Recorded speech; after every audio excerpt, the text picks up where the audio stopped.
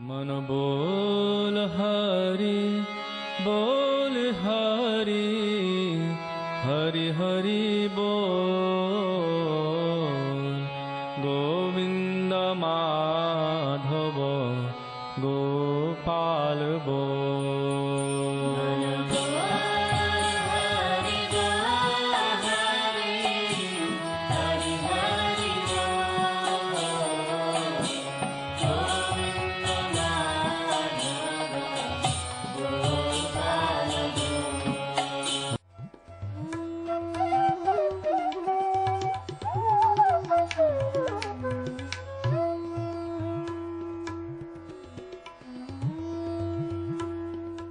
ओम विष्णुपाद अष्टोत्तर शत श्री श्रीमद् भक्ति वेदांत नारायण गोस्वामी महाराज जी का शुभ आविर्भाव सन 1921 में बिहार के बक्सर जिले में मौनी अमावस्या के दिन अर्धरात्रि में हुआ था।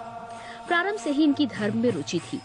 बचपन में ही उन्होंने गीता, रामायण आदि का अध्ययन किया था। संसार से अत्यंत तीव्र वैराग्य होने के कारण 25 वर्ष की आयु में ही वे गृहस्थ जीवन त्याग कर मठ में निवास करने लगे। सन 1946 में उन्होंने नित्य लीला प्रविष्ट ओम विष्णुपाद श्री श्रीमद् भक्ति प्रज्ञान केशव गोस्वामी महाराज जी से विधिवत दीक्षा प्राप्त की तथा सन 1954 में संन्यास ग्रहण किया। मथुरा में निवास करते हुए अपने गुरु की आज्ञा तथा कृपा से अनेक ग्रंथों का हिंदी भाषा में अनुवाद किया है। इनके प्रमुख ग्रंथ हैं श्रीमद् भगवद गीता, गीत गोविंद, जैव धर्म, वेणु गीत, भजन रहस्य, ब्रजमंडल परिक्रमा, श्री श्री वृहद भागवतामृतम। इन सभी ग्रंथों का English, Spanish, Dutch, French, German, Russian, Italian, Portuguese, Chinese आदि विश्व की अनेक भाषाओं में अनुवाद हो रहा है। लगभग पिछले 60 वर्षों से श्रील भक्ति वेदांत नारायण गोस्वामी जी महाराज ने भारत एवं विश्व के सभी प्रमुख देशों में शुद्ध भक्ति का प्रचार किया, अर्थात भक्ति योग की शिक्षा प्रदान की। श्रील गुरुदेव के भक्ति प्रचार कार्य से प्रोत्साहित होकर अमेरिका के ह्यूस्टन के मेयर द्वारा श्रीमान लीपी ब्राउन ने 31 मई सन 2003 को इन्हें ऑर्डिनरी सिटीजनशिप एवं गुडविल एम्बेसडर के सम्मान से विभूषित किया। सन 2003 में ध्वजाचार्य पीठ तथा विश्व धर्म संसद ने श्रील गुरुदेव को कृष्ण भक्ति, विश्व भर में सनातन धर्म के प्रचार प्रसार तथा ब्रजमंडल के संरक्षण एवं पुनरुद्धार हेतु अनेक अथक प्रयासों के लिए योगाचार्य की उपाधि से सम्मानित किया। इस प्रकार संपूर्ण विश्व में प्रेम धर्म का प्रचार प्रसार करते हुए श्रील भक्ति वेदांत नारायण गोस्वामी जी महाराज ने 29 दिसंबर 2010 को श्री जगन्नाथपुरी में अपनी भौम लीला को संवरण किया। वे अपनी दिव्य शिक्षाओं में और अपने निष्कपट आश्रित जनों के हृदय में सर्वदा विराजमान हैं। सबसे पहले मैं अपने गुरुदेव नित्य लीला प्रविष्ट ओम विष्णुपाद अष्टोत्तर शत परिवर्जिकाचार्य श्री श्रीमद् भक्ति वेदांत नारायण गोस्वामी महाराज जी के चरणों में प्रणाम करता हूँ। नित्य लीला प्रविष्ट ओम विष्णुपाद अष्टोत्तर शत परिवर्जिकाचार्य श्री श्रीमद् भक्ति वेदांत स्वामी शिला प्रभुपाद के चरणों में प्रणाम करता हूँ। अपने परम गुरुदेव नित्य लीला प्रविष्ट ओम विष्णुपाद अष्टोत्तर शत परिवर्जिकाचार्य श्री श्रीमद् भक्ति प्रज्ञान केशव गोस्वामी महाराज जी के चरणों में प्रणाम करता हूँ। आप सब भक्तों का, श्रोताओं का, दर्शकों का इस कार्यक्रम में स्वागत है। अभी हाल ही में हमारे देश ने स्वतंत्रता दिवस मनाई है।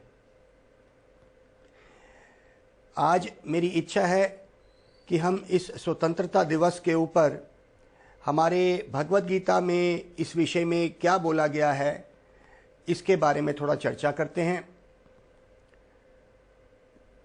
स्वतंत्रता दिवस में हर सरकारी बिल्डिंग के ऊपर, स्कूल के ऊपर झंडा फहराया जाता है। झंडा एक प्रतीक है, एक रिप्रेजेंटेशन जिसको बोलते हैं अंग्रेजी में, कि जीत, हमारी विजय हुई, स्वतंत्रता मिली है, देश को विजय मिली है, हर नागरिक अब स्वतंत्र हो गया है। हमारा जो झंडा है, अगर उस पे भी हम थोड़ा सा मनन करें तो ये झंडा जो है 3 रंग का है। सबसे ऊपर रंग बसंती रंग, जिसको सैफरन बोलते हैं। बीच का पट्टी सफ़ेद की और सबसे नीचे हरा रंग। ये जो सबसे ऊपर ये जो रंग दिया गया है ये है बसंती रंग। ये संतों का, साधुओं की इसमें पहचान होती है और ये सबसे ऊपर रखा गया है, अर्थात धर्म को सबसे ऊपर रखा गया है। जब हम धर्म का पालन करेंगे, हम सनातन धर्म का पालन अगर करेंगे तो देश में सुख और शांति रहेगी। संतों की कृपा लेंगे। बीच का है पवित्रता, जो सफ़ेद पट्टी है। कोई घूसखोरी या इस संसार में जो चल रहा है ये सब अगर नहीं होगा, इसलिए ये देश का प्रतीक जो बीच में रखा गया है। हर काम के बीच में जो कहा गया है पवित्रता, सफाई। और तीसरा हरा रंग। ये हरी पट्टी कहते हैं हरियाली, जिसमें कोई व्यक्ति भूखा नहीं होगा, सबका पेट भरा रहे और सबके घर में खाने के लिए हो। बीच में एक चक्र बनाया गया है। ये चक्र, इसमें 24 डंडे हैं। ये डंडे हमारे समय को प्रतीक दिखाते हैं। समय निकल रहा है हमें। अब ये जो झंडा फहराया, हमारे देश की स्वतंत्रता इसमें बोली गई। हम ये पूछ रहे हैं कि हर देश, ज़्यादातर देश, यहाँ तक कि अमेरिका देश भी अपनी स्वतंत्रता मनाता है। हम आत्मा की स्वतंत्रता की बात करना चाहते हैं, जो भगवत गीता में लिखी है।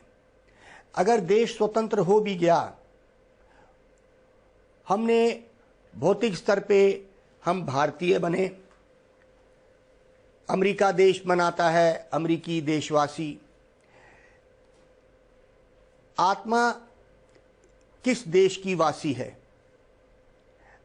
आत्मा जो है इस संसार की नहीं है। वो जन्म मृत्यु से परे है। ना मुस्लिम है, ना चीन की है, ना अमेरिका की है, ना काली है, ना गोरी है। जीवेरा स्वरूप होए कृष्णेरा नित्य दास। जीव का संबंध कृष्ण के साथ, भगवान के साथ है। जन्म, मृत्यु, बुढ़ापा और बीमारी ये आत्मा की नहीं, ये शरीर की बीमारी है। ये शरीर भोगता है जन्म, मृत्यु, बुढ़ापा, बीमारी। चाहे वो मुस्लिम है, चाहे वो सिख है, या वो क्रिश्चियन है, ये सबको ही आता है। बीमारी पूछ के नहीं आती है कि तू हिंदू है या मुस्लिम है या तू सिख है। तो कहते हैं कि भाई देश की असली आज़ादी क्या है?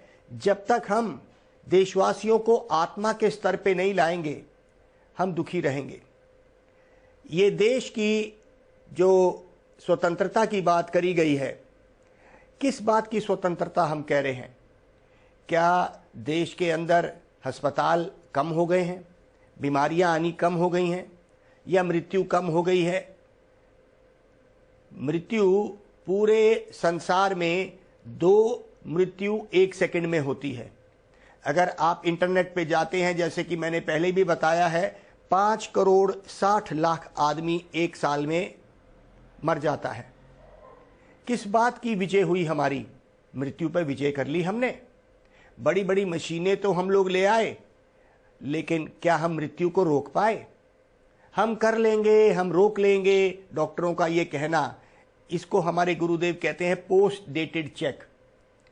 ये चेक कभी कैश नहीं होगा, ये झूठे वायदे हैं।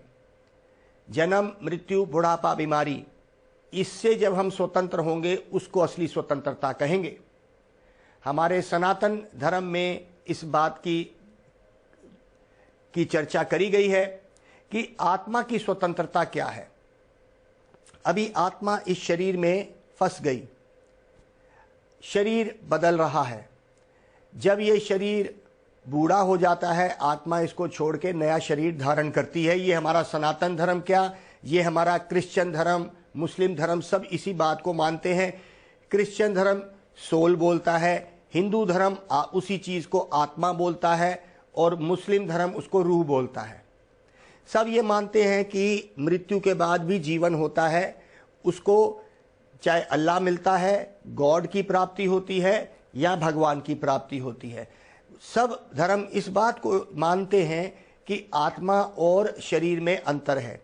शरीर जिस देश में पैदा होता है उस देश का वासी मान लिया जाता है, लेकिन असली स्वतंत्रता क्या है?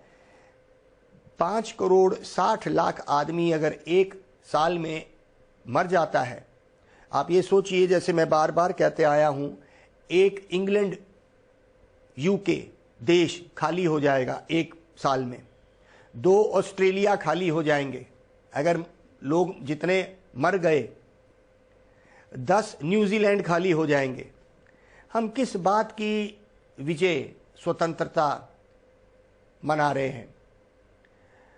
जीव इस देह में फंस गया है। ये शरीर बुढ़ापे की और मृत्यु की तरफ जा रहा है। कर्मणा देहा नेत्रेना जंतुर देहो पपाते स्त्रियो प्रविष्ठा उदरम पुंसा रता कनाश्रया। मैं तो असली स्वतंत्रता की बात कर रहा हूं। मान लीजिए आप देशभक्त हैं, ठीक है, देशभक्ति है, जैसा कि धर्म मानता है कि आत्मा और शरीर में अंतर है।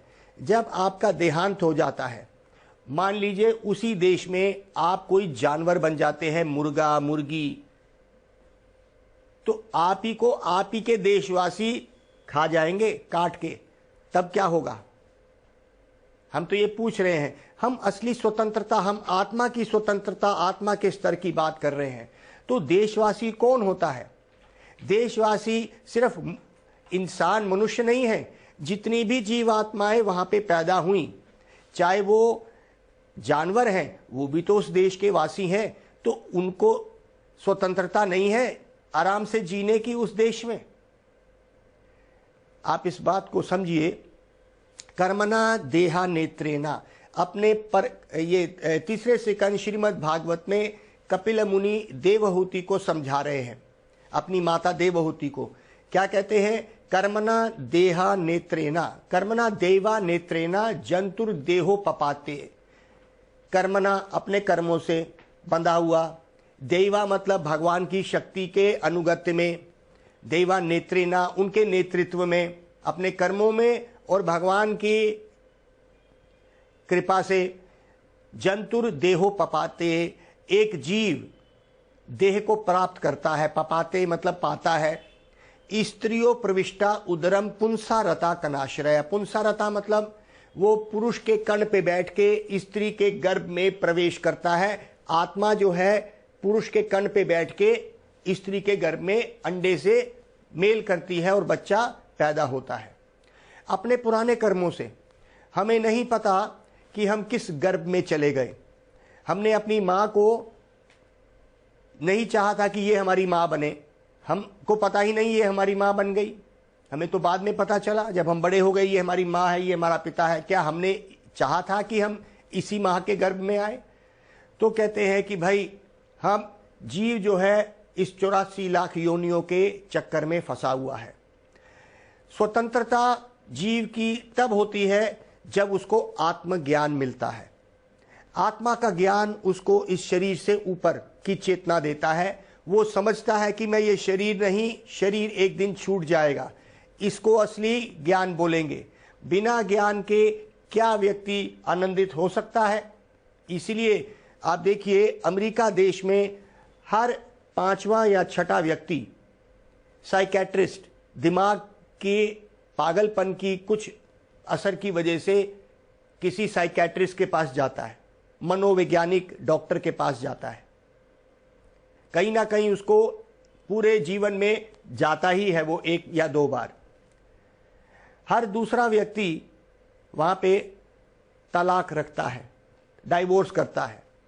किस बात की आनंद हम बात करते हैं? उस देश में भी अगर ऐसा है जिस देश को पूरी दुनिया उसके पीछे लग के वैसा बनना चाहती है, हम उस पाश्चात्य देश की संस्कृति को, अपने सनातन धर्म को भुला के पाश्चात्य देश की संस्कृति ला रहे हैं। हम मानते हैं कि पाश्चात्य देश की संस्कृति में कुछ अच्छाइयां हो सकती हैं, लेकिन वहां पे भोगवाद इतना ज्यादा है कि एक व्यक्ति अपने शारीरिक ज्ञान और भोग में इतना पड़ जाता है कि वो जानवर के जैसे रहने लगता है। सिर्फ आहार, निद्रा, भय और मैथुन, खाना पीना, सोना और मैथुन करना, इसी में लग जाता है। आहार, निद्रा, भय, मैथुन च सेवनाम इताद पशुभिर च नरानाम। नर मतलब आदमी, पशु भी मतलब पशु। भाई ये चार कार्य तो पशु भी कर रहे हैं।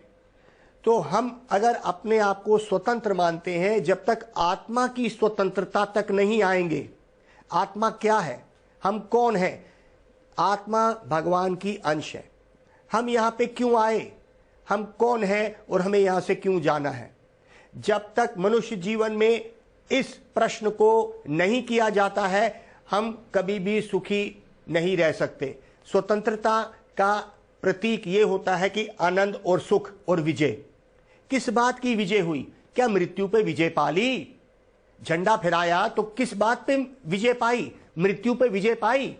जब हमने बताया कि इतना एक सेकंड में 2 व्यक्ति मर जाते हैं इस संसार में, ये इंटरनेट पे है और ये बात ठीक है, तो किस बात की विजय और स्वतंत्रता? हम अभी आत्मा के स्तर पे जब तक नहीं आएंगे, कोई देश भी सुखी नहीं रह सकता। यह शास्त्र विधिम उत्सृज्या। हमारे शास्त्र क्या कह रहे हैं, इस बात को समझेंगे। भगवत गीता में ये कहा, यह शास्त्र मतलब ये शास्त्रिक ज्ञान। कौन सा? भगवत गीता का आत्मज्ञान। यह शास्त्र विधिम उत्सृज्या। उत्सृज्या मतलब जो त्याग देता है, उत्सृज कर देता है। यह शास्त्र विधिम उत्सृज्या वर्तते कामा करता। और काम भोग पूर्वक इस संसार में रहता है और अपने जीवन को चलाता है।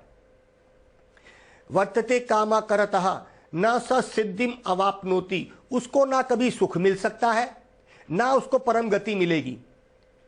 यह शास्त्र विधिम उत्सृज्या वर्तते कामा करता न स सिद्धिम अवापनोति न सुखम न परम गतिम। तो अगर आज हम इस स्वतंत्रता दिवस पे इस बात को समझें कि हमने भगवत गीता का कितना ज्ञान लिया। आज हम पूरा देश स्वतंत्रता दिवस मनाता है। कुछ ही हाल ही में स्वतंत्रता दिवस निकला, पूरा देश मना रहा है, झंडे फहराए जा रहे हैं। हम आपसे ये प्रश्न पूछ रहे हैं कि क्या हमने उस भगवत गीता जो हमारे धर्म का प्रतीक है, जिसको झंडे के सबसे ऊपर रखा गया, जो रंग बसंती रंग, गहरा रंग रखा गया, क्या हमने ये सोचा कि ये लाल रंग ऊपर जो सैफरन रंग है, इसको ऊपर क्यों रखा गया? इसीलिए कि भगवत गीता को हम मनन करें। आज के दिन हम भगवत गीता को और धर्म को समझें कि हम कौन हैं और हमारे जीवन का लक्ष्य क्या है। जन्म, मृत्यु, बुढ़ापा और बीमारी, क्या इससे स्वतंत्रता हमें मिल गई? हम क्या बूढ़े होना चाहते हैं? क्या हम मरना चाहते हैं? क्या हम बीमार होना चाहते हैं? हम नहीं होना चाहते। देश तरक्की कर रहा है, देश के अस्पताल बढ़ रहे हैं। देश तरक्की कर रहा है, मृत्यु जो है वो कम नहीं हो पा रही है।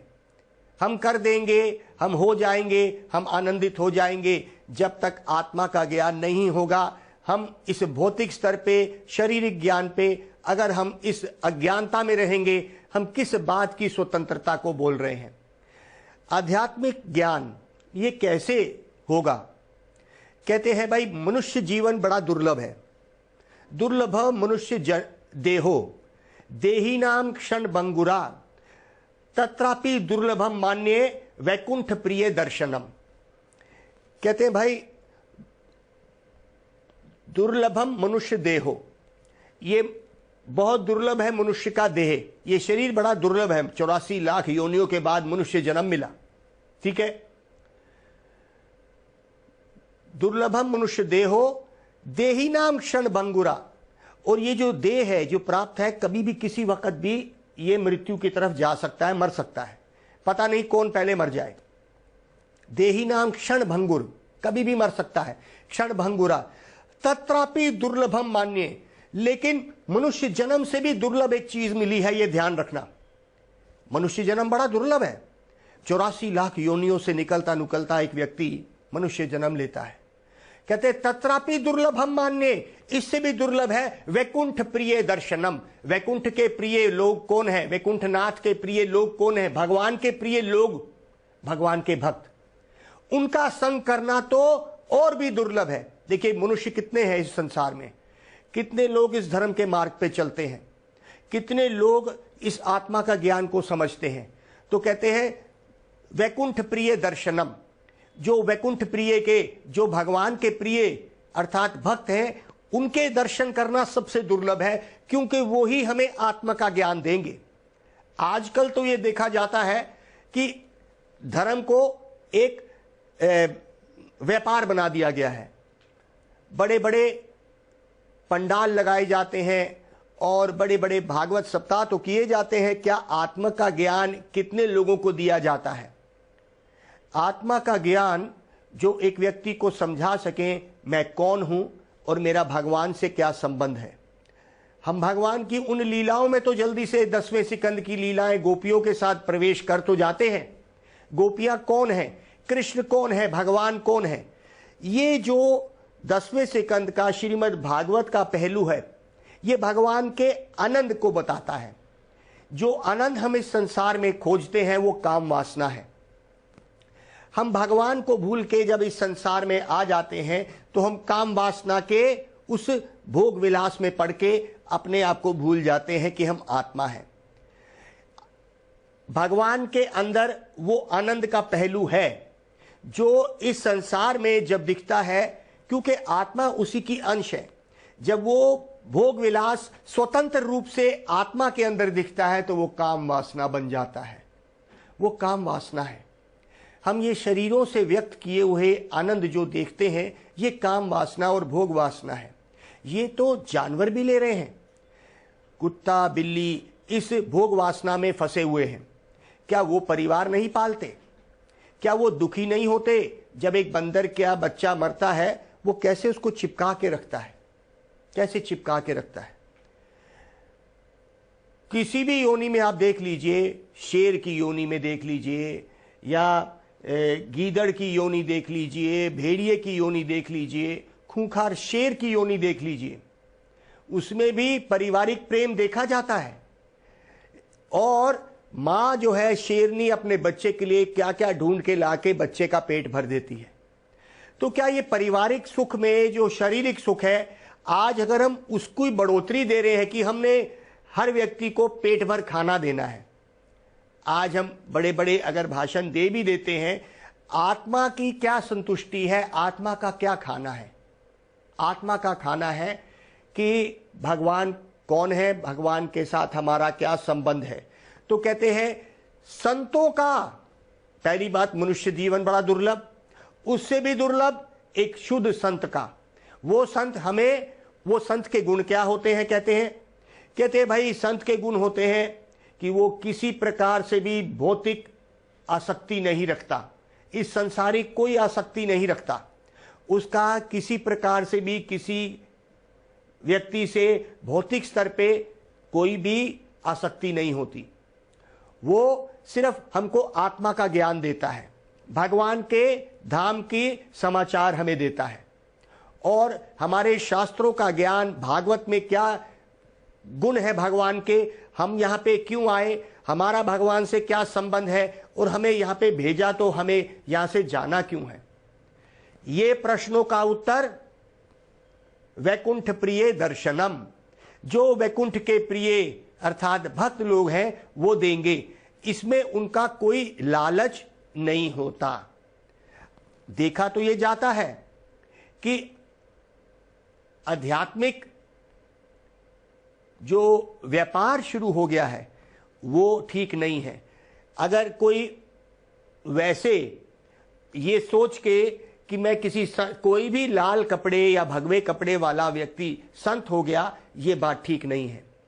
संत का जैसे मैंने गुण बताए, वो किसी प्रकार की इस संसार से आसक्ति नहीं रखता, उसको किसी प्रकार का अभिमान नहीं होता, उसको किसी से भी पैसे की आसक्ति, प्रतिष्ठा की आसक्ति नहीं होती है। ये उस संत के गुण हैं। उसका एक ही गुण है कि वो क्या करता है, इस संसार के जितने भी जीव आत्माएं हैं जो इस संसार में भगवान को भूल के आनंद खोज रही हैं, जो कि बिना आत्मा के ज्ञान के वो नहीं आ सकती।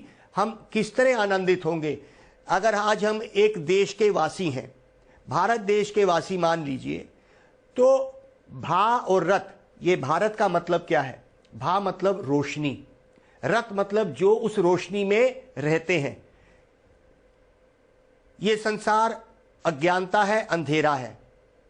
संसार अस्मिन महाघोर जन्म मृत्यु समाकूले पूजनाम वासुदेवस्य तर्कम वादिभी स्मृतम, स्कंद पुराण। कहते हैं संसार में जन्म मृत्यु बुढ़ापा बीमारी है, दिख रहा है। संसार अस्मिन महाघोर, अंधेरा है, हमें नहीं दिख रहा कि ये हो रहा है, हमारे सामने ये हो रहा है, लेकिन ये इतना अंधेर माया की ऐसा चाल चली है हमें पता ही नहीं चलता। कहते हैं संसार अस्मिन महाघोर जन्म मृत्यु समाकूले, जन्म और मृत्यु हर वक्त हम सुन रहे हैं, नए लोग आ रहे हैं, पुराने लोग जा रहे हैं। पूजनाम वासुदेवस्य, इससे बचने का एक ही तरीका है, संतों का संग। और संत हमें क्या बताएगा? भगवान का स्मरण और भगवान से संबंध कैसे जोड़ना है, वो कौन है, वो क्या करता है, वो कैसे रहता है। भगवान सिर्फ क्या हमारा ऑर्डर सप्लायर है? उससे कुछ मांग लो, हे प्रभु आज मेरे को ये चीज की कमी है, ये कठिनाइयां हैं, दूर कर दे।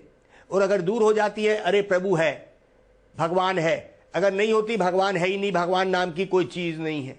ऐसा नहीं है। हम अगर इस पे पहुंचते हैं तो हम बोलते हैं अरे भाई ये दुनिया गोल है, ये गोल किसने बनाई, ये सूरज किसने चढ़ाया, ये चांद किसने चढ़ाया, ये अपने अपने रास्ते पे कैसे चलते हैं, कौन इनको रास्ता बताता है रोज, और कौन इनको कहता है चलो।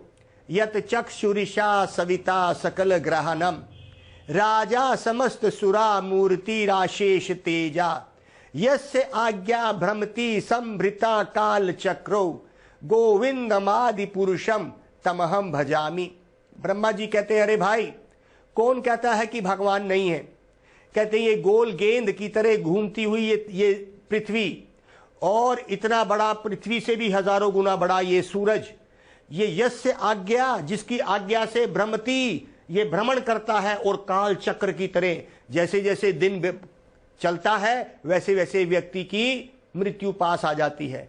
तो कहते हैं कि ये काल चक्र की तरह चल रहा है। मैं उस गोविंद का भजन करता हूं जिसकी एक आंख के रूप में ये सूरज सबको रोशनी देता है और काल चक्र की तरह सबका आयु भी हर रहा है। तो आइए हम उस गोविंद का भजन, जो कि हमारे पुराण में, वेदों में कहा है कि भगवान का नाम लीजिए, हरे कृष्णा कृष्णा कृष्णा हरे हरे, हरे राम राम राम हरे हरे। मन बोल हरि हरि हरि बोल, गोविंद माधव गोपाल बोल।